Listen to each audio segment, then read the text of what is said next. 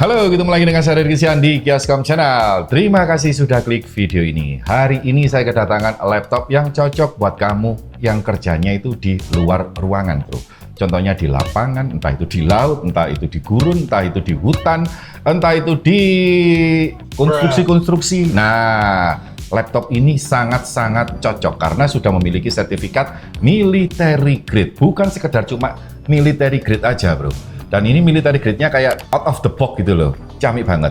Laptop ini bisa dipakai untuk macam-macam. Jadi laptop serbaguna, untuk AI bisa, multitasking bisa, untuk coding bisa, untuk render video bisa, audio juga bisa, bahkan untuk gaming AAA juga bisa. Dan ringan, baterainya juga awet sampai di 18 jam. Ini beratnya cuma 1,3 kilo. Banyak sih orang-orang itu mencari laptop, nggak kepingin modelnya yang tebel, yang gaming, pinginnya slim, pinginnya baterainya tahan lama, tapi bisa powerful. Ya ini, solusinya ini bro. Sudah ringan, 1,3 kilo, baterainya bisa 18 jam, bisa serbaguna untuk semua pekerjaan, dan military grade. Military grade-nya bukan sekedar military grade sertifikat 810H, bukan bro.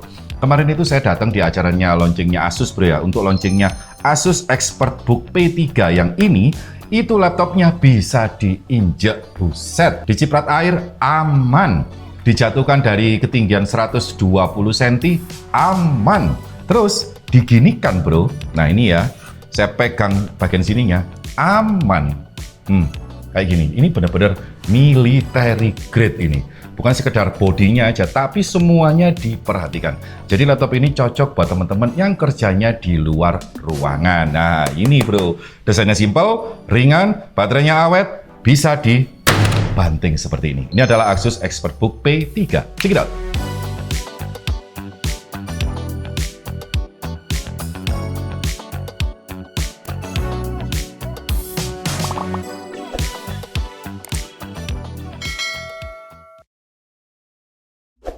Laptop ExpertBook P3 ini adalah laptop bisnis kelas menengah yang menghubungkan probabilitas kekuatan AI, keamanan enterprise, dan daya tahan militer.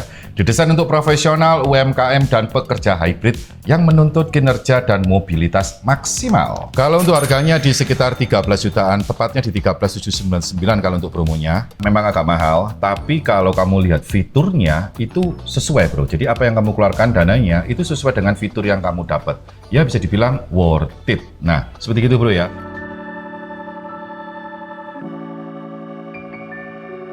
Ini beratnya di 1,3 kilo dengan tebelnya cuma 1,9.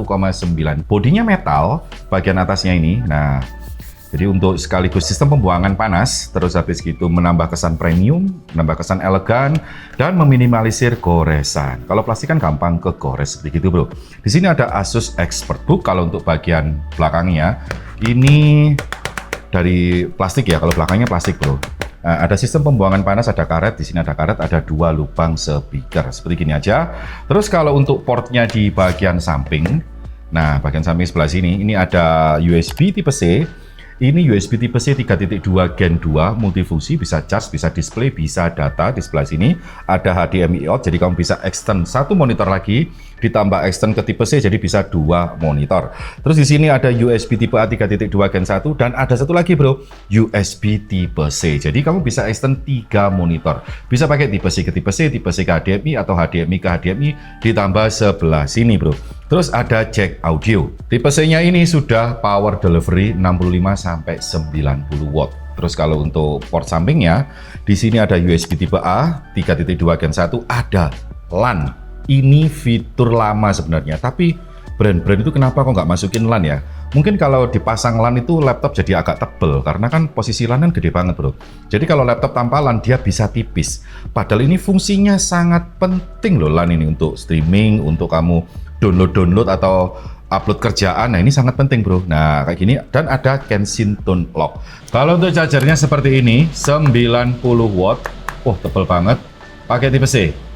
Kalau untuk bagian pantatnya ini polos seperti gini, hanya ada tulisannya ExpertBook. Terus kalau di bagian sebelah sini, nah ini kelihatan lubang-lubang pembuangan panas.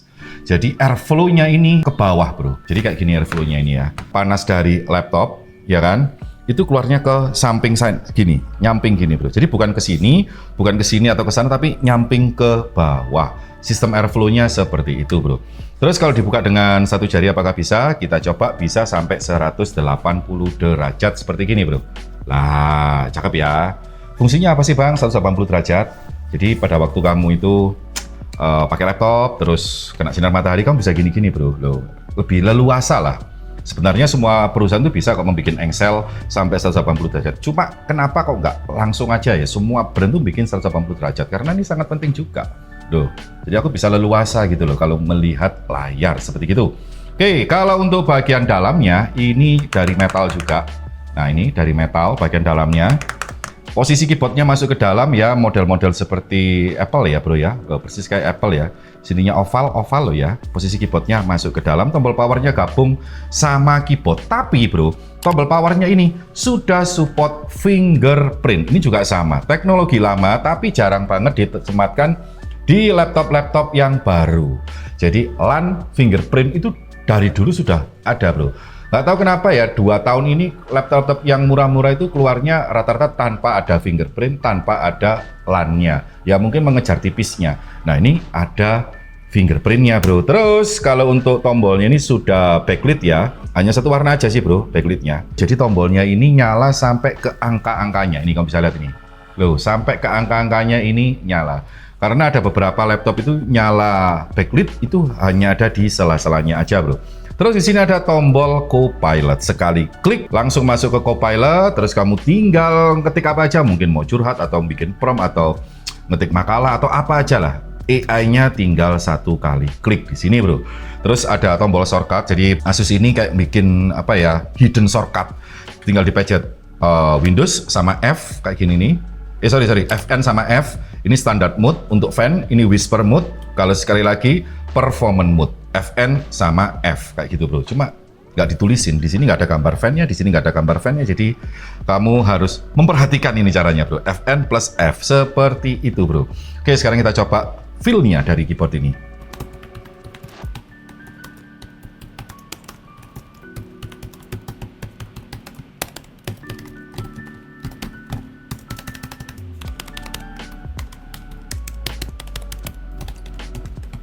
Tombolnya enak bro, berkesan kayak premium gitu loh. Jadi touch-nya ini halus, terus kalau dipencet itu kayak empuk, tetap ada feel-nya kayak gitu loh bro. Enak kok, ya ciri khasnya Asus kayak gini nih. Oke, terus kalau untuk warnanya ini namanya Misty Grey. Di sini ada Energy Star, HDMI, Asus, your device is protected. Ini ada nomor teleponnya bro ya, jadi garansinya ini di 3 tahun dan 1 tahun untuk ADB. Trackpad-nya saya suka gede, terus dibalut sama chrome, jadi kayak di apa ya namanya ini ya, poles lah ya, jadi mengkilap kecampur sama doff, kesannya kayak premium gitu bro. Klik kanan klik kirinya nggak ada pemisahnya. Nah, ini masih bunyi, nggak silent, tapi ini unik bro. Jadi pada waktu saya swipe ke atas seperti gini, bagian ujung bro ya, ini brightness-nya ikut naik. Kalau saya turunkan, dia brightness-nya turun. Tuh, turun dia brightness-nya. Nah, itu kamu bisa lihat kan. Terus kalau sini audio. Nah, jadi pada waktu saya naikkan, audionya akan naik. Pada waktu saya turunkan, audionya akan turun. Kalau sebelah sini, brightness. Loh, ada hidden shortcut-nya nih bro. Terus kalau swipe seperti ini, masuk ke Asus Expert Center. Nah, kayak gitu. Di sini ada direct. Ini audionya sudah pakai teknologi direct. Dan ada logo AMD Ryzen AI 7. AI 7 bro. Jadi sudah laptop AI ini. Prosesor juga prosesor NPU.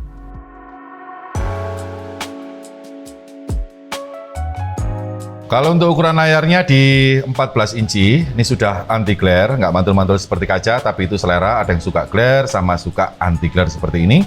Frame to frame-nya tipis standar. Nah, untuk bagian kanan kirinya, di bagian atasnya ada webcam dan mic, ada privacy-nya. Pada waktu kamu menyalakan webcam, maka akan keluar lampu warna putih, bro.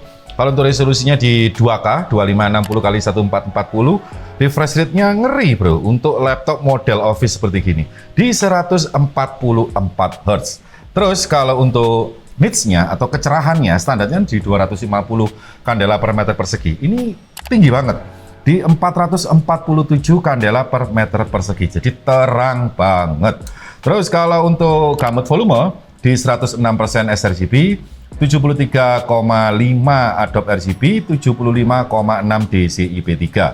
Kalau untuk color temperatur, jadi layar ini lebih cenderung ke warna biru atau ke warna kuning ditentukan dengan nilai di 5.000 sampai 6.000. Itu angka netralnya. Tapi kalau ini lebih cenderung ke warna biru ya, di 8.061 Kelvin. Kalau untuk gamma, red, green, blue, ini pas di 2,2 semuanya. Kalau untuk NTSC 73% dan 32% untuk DaVinci. Kontras rasionya karena ini memakai panel IPS, rata-rata itu di 1.500 banding 1. Kalau untuk VA bisa sampai 5.000, mini LED OLED bisa sampai puluhan ribu banding 1. Semakin tinggi nilai kontras rasio semakin terpisah perbedaan antara bidang gelap dan bidang terangnya. Makanya pada waktu kamu nonton film di layar OLED itu hitamnya bisa pekat. Tapi kalau IPS itu di 1.500 banding 1. Di 100% brightness di 7.800 white point itu kontras rasionya lumayan di atas standarnya IPS. Ini di 1.810 banding 1. Kalau untuk delta E, jadi pada waktu kita melihat sebuah objek warna hijau, di laptop juga warna hijau, diukur dengan di bawah 2 untuk monitor bagus, di bawah 1 untuk monitor profesional. Ini average-nya di 0,91. Wah, bagus ini delta E-nya.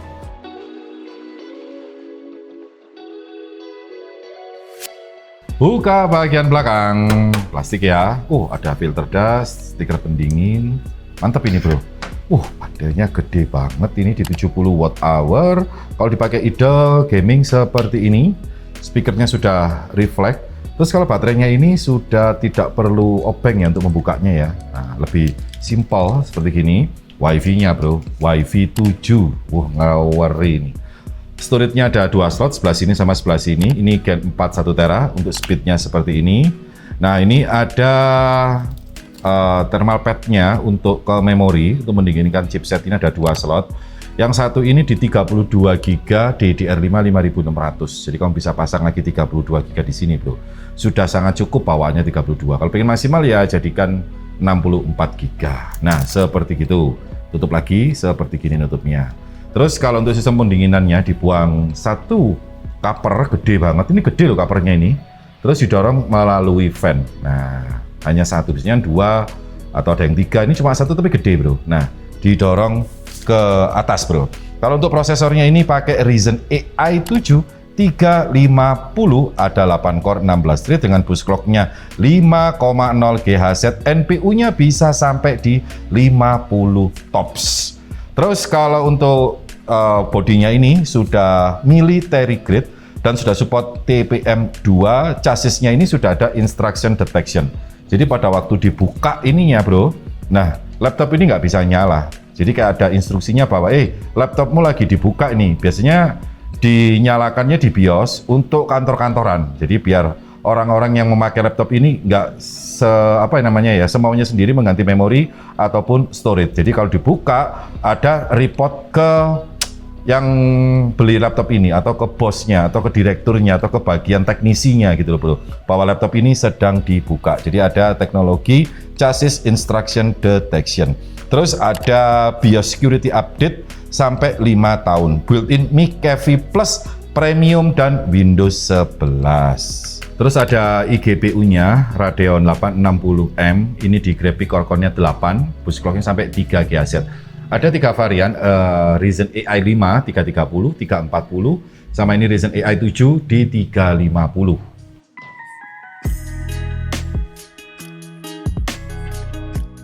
Nah, seperti ini kualitas webcam dari Asus ExpertBook P3. Ini sudah Full HD, jadi pada waktu kamu nyalakan webcam, nyala di situ bro. Celap. Nah, sebagai penerangan. Dia nge-white, cuma terlalu auto exposure ya. Jadi harusnya warna hitam, jadi terlalu bintik-bintik dan terlalu terang. Ini cocoknya buat di tempat yang gelap lah. Jadi dia bisa menambah cahaya. Karena ini tempatnya terang, jadi otomatis lebih terang. Ghostingnya lumayan. Terus kalau untuk detail dari jauh dan suara saya seperti ini, kalau dari dekat seperti ini. Mantap sih bro, ngebos. Ada dual mic array di bagian atasnya. Oke.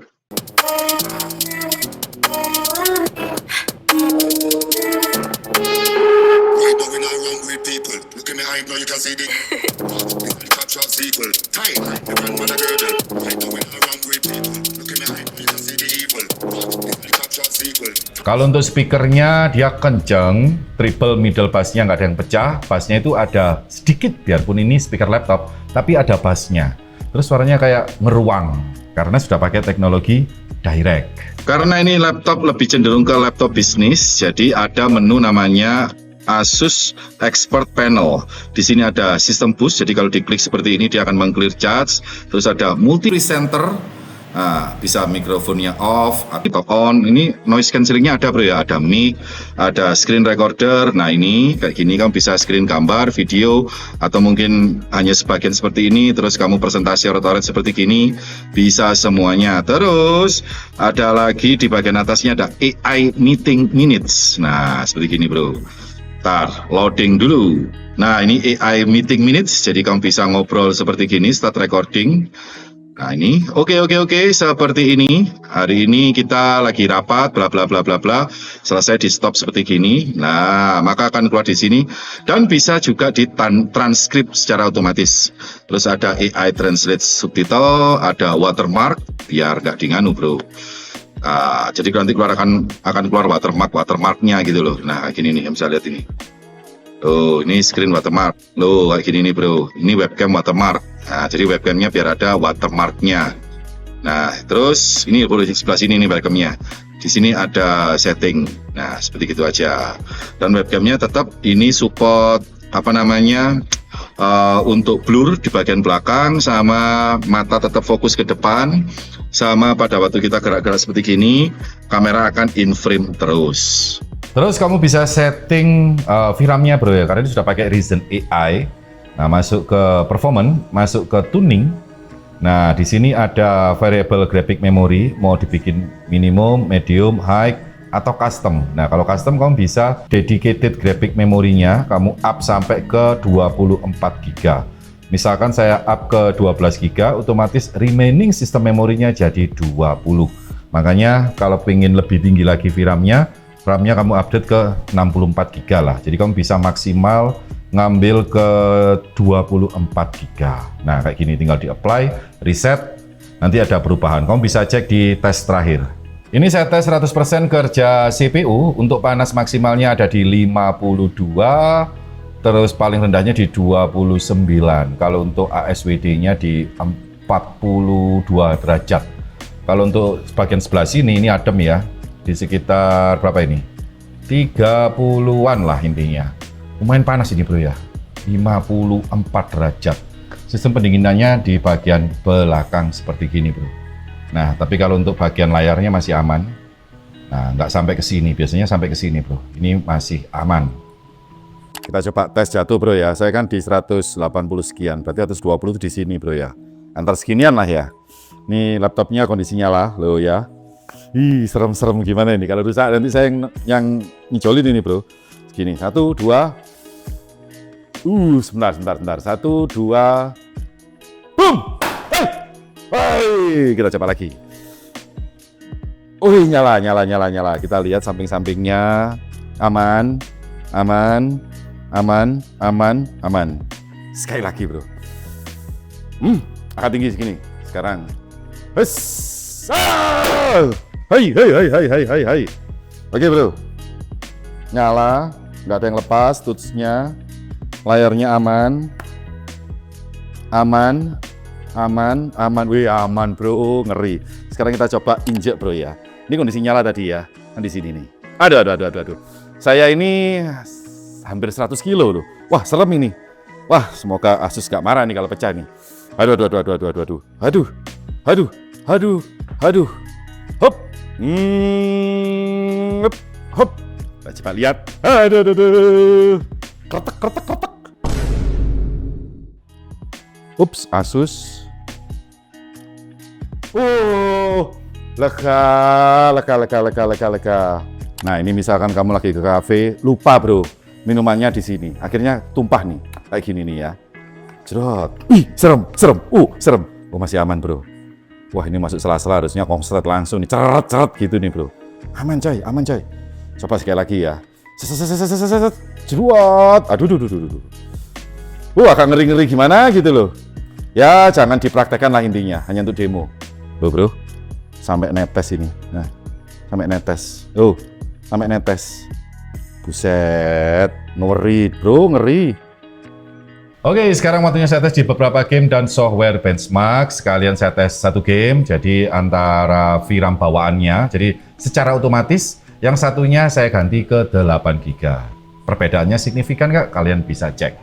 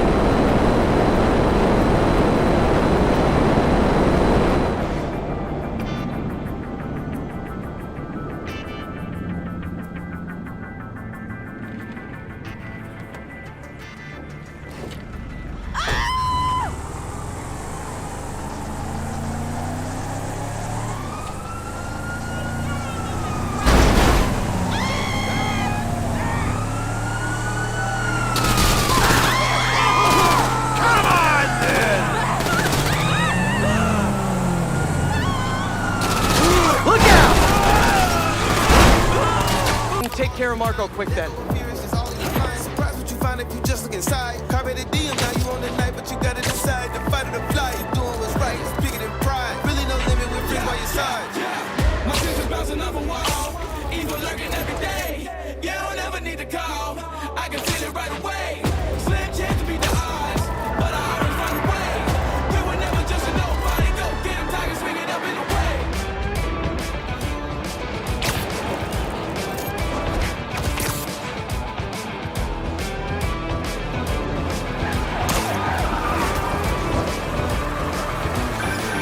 Hey, MJ!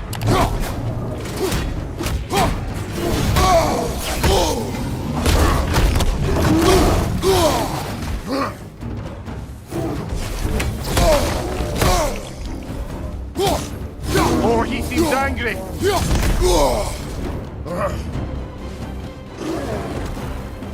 Behind you! Look out!